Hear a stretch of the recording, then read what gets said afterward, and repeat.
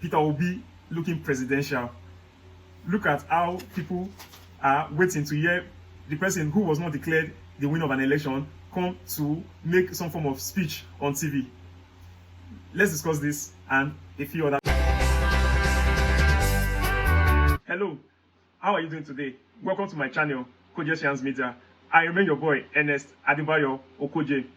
If you are true with this video, please give us a thumb up to make us get some form of relevance on YouTube. And if this video is your first time of coming to our channel, please click on the subscribe button and hit on the notification bell with all so that you get all our future notifications. Please stay tuned, don't go away.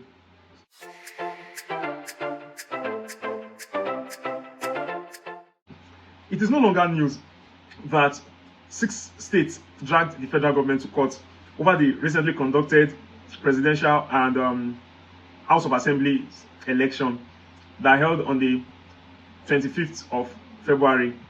And I was wondering, why would these states sue the federal government? Then I realized that, oh, the INEC is a kind of projection, extension of the federal government. And so it became a source of concern and worry for me, because I felt that it is so easy for these third world countries, which Nigeria definitely is among, to abuse power and display a flagrant disregard for the constitution. Now, the 6 states are Adamawa, Akwa Ibom, Bayelsa, Delta, Edo, and Sokoto. They dragged the federal government to Supreme Court, and they want the Supreme Court to declare the pronouncement of Bola Ahmed Tinubu, the candidate of the Progressive Congress, as the winner of the presidential election, as void. So they want it to be declared as void. And it went further to say, they argued that the entire result of the presidential election announced by the chairman of INEC at the Collation Center, Abuja, is a flagrant violation of the provision of the Electoral Act. Now, we've been hearing this all the time. You'll be wondering what part of the Electoral Act. So I had to take my time to dive in, and all the polling units, but the whole thing centers around the fact that results were not transmitted electronically, through the IREV. And it became a source of concern, because when results are counted at the votes are counted at the polling units, and every agent comes to snap and all of that, these agents may not necessarily follow them to the collation center, the local government level, and then from there to the ward level, local government level, and then to the state level. That's where they begin to manipulate. So while all these people were waiting at the collation center in Abuja for results to be submitted on the portal, they started doing manual collation, and in the process there were TPEX on some of the results, there were mutilation, some results were burnt, and so that's why this is coming. And I hope some form of justice is served, because it will be a very wrong thing for something like this. And what kind of message? Nigeria is the biggest democracy in Africa. What kind of message are we sending to other African countries, if especially we always want to meddle in the elections of other countries, like Jonathan usually goes, Obasanjo, and all of that? And if our democracy is in shambles, then it's won't be something of it will be negatively symbolic of the whole process itself, and then therefore it will cascade on our reputation as the giants of Africa. And so I don't want to go into all the details, but the suit is with respect to Electoral Act of 2022 and INEC regulations and guidelines for the conduct of the 2022 election.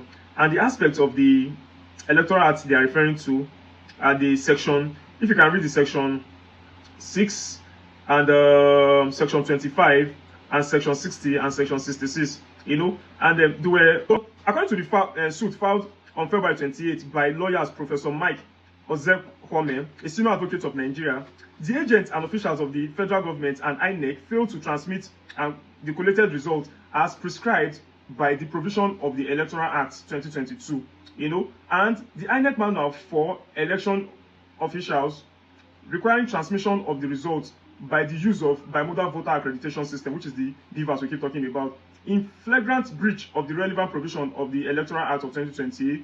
So that's it. And they've made their case, and let's see what happens. But we know that they didn't follow the provisions. They made these laws by themselves. Nobody forced them to do it, and now they could not even follow abide by their own laws. The electronic transmission of votes collated at polling unit and the use of the bimodal voter accreditation system in the transmission of collated results is made mandatory in this electoral act. So you can go there and check them. We have provision section 25, section 60, section 62, section 70, and section 148. You know, were the ones that have to do with all these violations they're talking about. Let's see what happens, and we hope justice is served. So let me know what your thoughts are on that particular aspect in the comment section, and I'll reply. Now, let's move on to the next one. Wahala be like bicycle. Serious, wahala be like bicycle. And I know this surprised actually, with respect to what's going on between in the family of Toyin Abraham. You know, after she declared her support for APC, and the youth basically and a few other persons felt very insulted, our fans, by the act of coming to support Tinubu, because everybody felt that before the election Tinubu wasn't feeling fine, had lost some cognitive abilities, so they didn't expect the person of her caliber to come out openly to do that. There are a lot of people, nobody actually knows 100% who Olamide is supporting, or even Davido is actually supporting. But for you to just come out and be talking like Desmond, be talking like FFK in public, would always, you know, create problem for you, especially when they fail to regulate social media that Desmond probably wanted them to regulate, and now he's coming to beg through that same social media for us to re-elect him. And I hope he learns the bitter lesson to try to always keep his mouth shut when things like this are going on. The fact that you were hurt by what you saw, the carnage, the arson, the looting and everything, you know, by the hijacked NSAS protests in some parts of the country, does not mean you should now come to the National Assembly to say all the kind of nonsense he said. And so now back to our talk. Of course, there were a lot of bashings on the social media, and a lot of things were said. Some people even threatened her, his rain curses on her family. And then the guy came on his page and he said, "Good day, everybody. It's not like I asked anyone of you to vote for any candidate or campaign for any party. And the fact that my wife is supporting a specific party doesn't mean that I am supporting her. So those of you laying curses on my children, I rebuke you all, and I wish you all the same. And I repeat, I did not campaign for any candidate." And I like what he did. If you come online to insult my children because of what my wife has done, even because of what I have done, I will definitely give it back to you 100%. It has done, even coming, it just shows lack of class for you to come to social media to insult people's children. Why would you even insult my father, for instance? You know, the running mate of Peter Obi was seen crying, shedding tears when some persons started insulting his father during the campaign. It's very, very bad. It just shows how crude some people are on social media, and everybody wants to use social media space to bully other people. I wish they didn't do that, but like I said, you don't expect a dog to have shit. Make dog get shit for nyash. Make it not expect me fly for long. So now Toyin Abraham go carry shit for nyash. Now dog, now fly begin to fall. Unfortunately, she can't carry the shit, and the dog can't carry the shit enter house because and disturb other people. So I feel for him, but immediately. Toyin Abraham, of course, there are some videos on social media. I think I will still do something on that. There's a little bit stale when she started to attack a lady on a live Instagram video that the lady was actually playing to the gallery, because the lady knew that everybody wanted, you know, the youth to go with Peter Obi and all of that. The lady was all actually just trying to, you know, flow with the wave and everything. And then she comes out to write, but she actually says this in Yoruba, and my Yoruba is not very fluent, so I'll read the translated version of what she wrote. She said, "If I collected money, your wish will come to pass on me. But if it's just my choice and nothing more, forgetting the person that it's B can't die. I, Oluwatoyin, good, I will not die, and my star will not fall into water." Amen. I also pray that for her, she won't die, and I pray she continues to grow in her business, in her career. But she's even lucky. I think she just finished her video, just finished showing in the cinema and all of that. She was very lucky that it was not during that period she did something like this. I'm sure people would have cancelled her the video. People probably would not have gone to cinema to see the video. She's very lucky, and I hope her case does not become like Desmond. Yeah, Tinubu has won the election, but of course there will still be some repercussions for some people who supported Tinubu if it happens that Tinubu does not perform. So let's all pray that Tinubu performs. For that's what is also good for the country. I won't say because I didn't support Tinubu, now I supported Peter Obi, and I want Tinubu to fail. If Tinubu is failing, who is it not affecting me?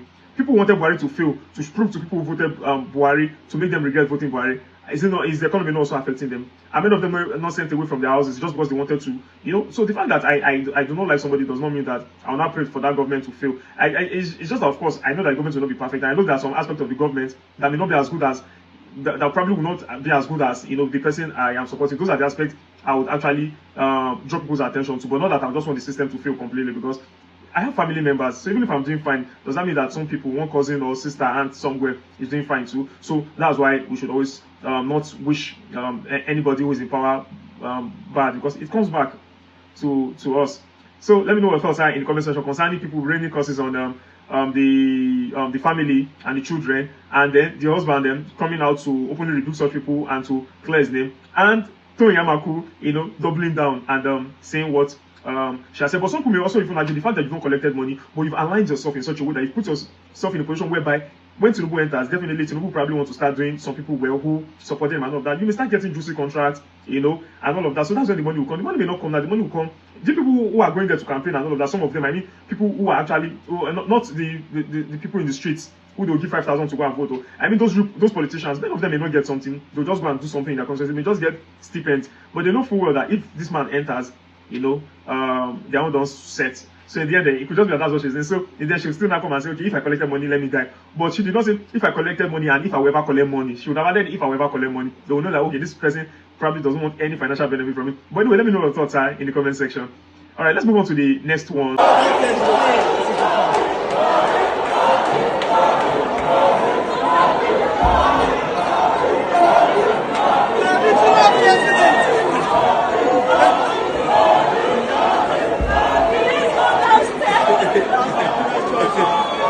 Yeah, you see, this just goes to show that, if Obi has won, you see, people keep saying it that of the over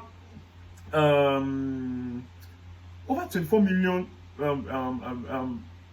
registered voters, about more than 10 million people rejected Tinubu. What that simply means is that he has not really gotten that kind of broad support he should get. And we talked about Peter Obi now. If Peter Obi had won the election, it would not have come as any surprise. But Tinubu winning came as a surprise, because obviously you can even see that after the election victory, we are not seeing celebration. We are not seeing people celebrating and all of that. So that goes to show, to some extent, that they probably are not going to rub their victory on people's faces, because they know how people feel about the result. But until the court determines its judgment on the matter, nobody can actually say anything. But this just shows you how loved Peter Obi is. When you see Peter Obi, the bands, the viewing centers and all that, everybody wanting to come and staying glued to their television just to hear a person who didn't win an election speak. This speaks volume, and international organizations are watching this. And I hope this and I actually do feel that whatever is decided, in for whoever is there, Tinubu, Atiku, will be, nobody's perfect. But I think justice, everybody needs some form of justice. So let's see what the court would say.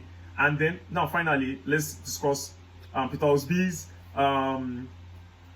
talk on the Arise television, where he was asked if he was going to challenge the result. He said he actually said that he was going to challenge the process that led to the emergence of Tinubu as the president-elect, and that process is the fact that they said the IREV devices weren't working, and so they transmitted result manually. There were massive rigging in some places. Of course, I think there might have been some overvoting in other places, and so that's what he's going to challenge. But he said he wasn't going to challenge Tinubu, because he keeps saying everybody is like his father, his mentor, is this and that, like Atiku to his father and mentor. So he thought that was like double standard, that he was being hypocritical. And then one of the first person that called him out was Shuwere, that said, how can you challenge? Oh, he said, oh, so you're sounding philosophical, and then how can you challenge a process without actually challenging the outcome? The process leads to the outcome. And so later it goes to his verified Twitter handle to say that he's actually going to challenge Tinubu's emergence, because that's what it translates. So if I'm saying I'm going to try and challenge the process that led to your emergence as the victor, then it means that I'm going to challenge your victory. And so if the process, I can now prove that the process is fraught with errors and all of that, then that would actually lead to the undoing of the winner. And so if now that Tinubu has about 8-something million votes, he has about 6-something million votes, if he challenges the process and about 2 million votes are taken away from Tinubu, and then the 2 million votes are spread between PDP and Labour Party, maybe Labour Party gets 1.8 million and 1.8 million, and then or even 1.5 million or 1.6 million, and the other one goes to PDP, Labour Party becomes the winner. So indirectly it's Tinubu you are challenging. So I like the fact that he came out to talk about it. So you don't always have to be politically right he was just trying to be always right as he is known to be, and I don't think that was cool with a lot of persons. So he has to be careful because he has a lot of people that are supporting him and all of that. He should not let them down by saying, "Are you scared of Tinubu?" No, of course. And since you've actually not officially congratulated him, so everybody knows that Tinubu is in for something, you know. So you should not now come and start acting the nice guy. You know, people don't want something like that. And so with this, I've come to the end of today's video. Let me know your thoughts in the comment section. Until we see again, I remain your boy, Ernest Adebayo Okoje, signing out. Peace.